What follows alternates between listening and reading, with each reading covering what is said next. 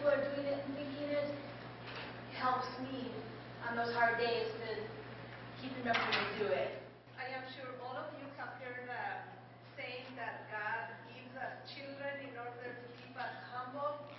And I think that apparently he or she also gives us colleagues to keep us humble. To be Sue's gig, but I just wanted to talk a little bit about the multicultural studies that involve the student tours.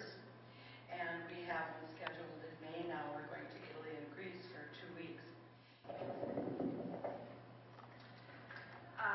My name is Sarah Matuzak, and this year is my first year teaching full-time. I'm teaching in mainly sociology, but some psychology as well. And something I want to share is just what's happened for me as an instructor from last semester to this semester, and one change that I've made. I know a lot of us struggle with attendance and getting students to actively participate. And last semester in my intro to sociology course, I required 2 sociological movie reviews. And I thought students would be so excited about this because they can apply something they enjoy to the concepts that we studied.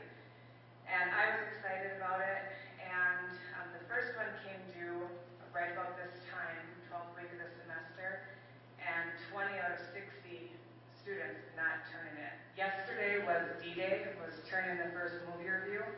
56 out of 60 turned in their first movie review. Hallelujah! Hallelujah! Hallelujah! Hallelujah! Hallelujah! See? I made a mistake.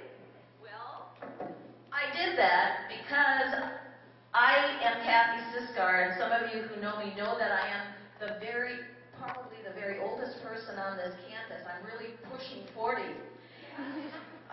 And I have actually taught for 42 years, and I have loved every single minute of it. And I try to carry that enthusiasm and excitement for this whole teaching concept into my classrooms.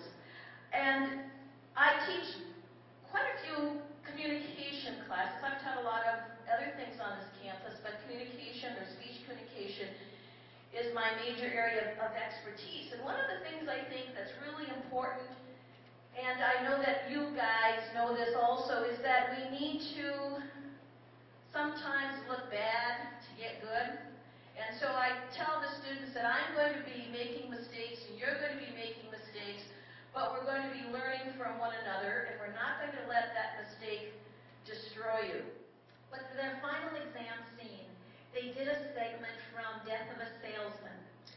And it's the last scene between Willie Loman, who is the salesman, and his son Biff. And there's been lots of tension in this relationship. They are standing face to face. They are standing face to face. I have one student who had some acting ability, but just couldn't get over that nervous part. And he was playing Willie Loman. And he was face to face with Biff. Very tense scene, leaning over a table.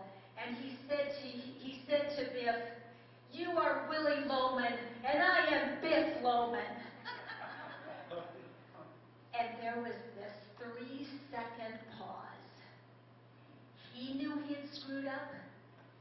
Biff knew he had screwed up. Everybody in the class knew that he had messed up who he was. And he went on with his next line and didn't miss a beat.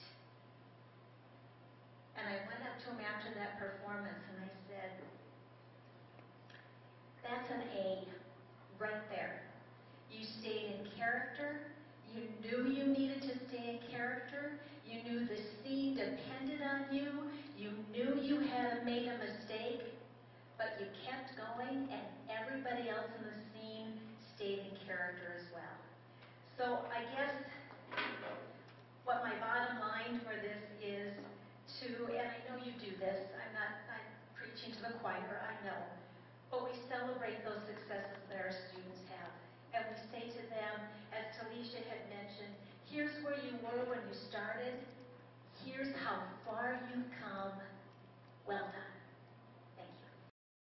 Lori Chilcote. I'm a librarian from Sabi Range College.